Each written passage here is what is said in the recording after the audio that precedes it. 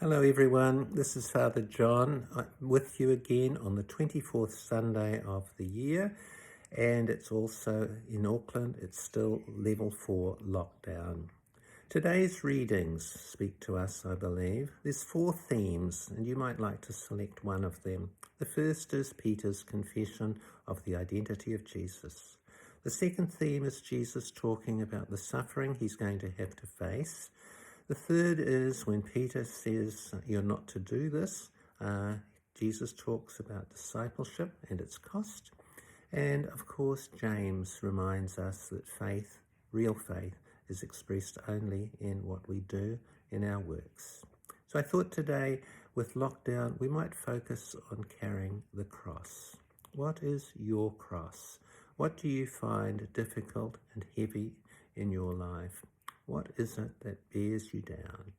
These kind of questions don't need much thought because we know them immediately.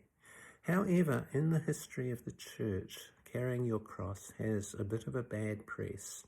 It's been used as an encouragement to accept your situation no matter how bad and don't change it. Don't move out of it. Just accept your cross and carry it. We forget that even Jesus had Joseph of Arimathea to carry his cross. So, what is your cross and what does it mean? Let's go back to Jesus. When he was baptized, he went off into the desert. And what I think he did was he planned his ministry and he counted the cost. The moment he began as a prophet, he would attract the interest of King Herod, of the Roman imperial power, and the power of the priestly group leading the temple. The outcome was most certainly death. He counted the consequences. The word cross is a symbol for everything in this, and when he went on his ministry, he knew that this was the outcome. So, this is the cross. It is to accept the responsibilities of your present situation and in discipleship to move beyond that. It means to not accept the way things are, but it is to hear the voice of Jesus calling us to something more. It may not be a different place, but it may be a different space in which we live.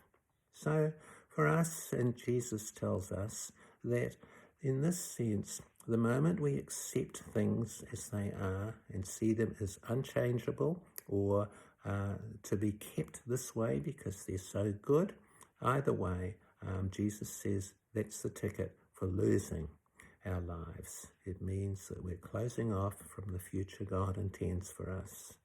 But if we, on the other hand, see our lives and where we are as a source of life for others, to bring into the space that is ours the kingdom of God, and thereby, in following Jesus, be like him.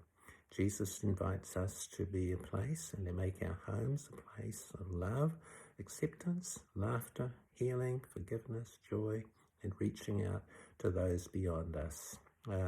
That is the call, I think, of today's gospel. If we hold still where we are, we start losing it. When we may think beyond ourselves, we get to save it. St. Peter didn't understand this. He wanted Jesus to stay the same and not accept his responsibilities, not change. Jesus says to him, "Get behind me, Satan." Get behind me is a term to reclaim your discipleship. Know him, follow him, love him into the life that he intends. So I say every Sunday, those who are close by the cross of Christ, lots of encouragement. May that be so for you, but look beyond it always and see the love of God right in front of you, inviting you into that space where you will see Jesus and the kingdom he brings and be able to follow him, hopefully with joy in your heart and with joy amongst those you love and serve.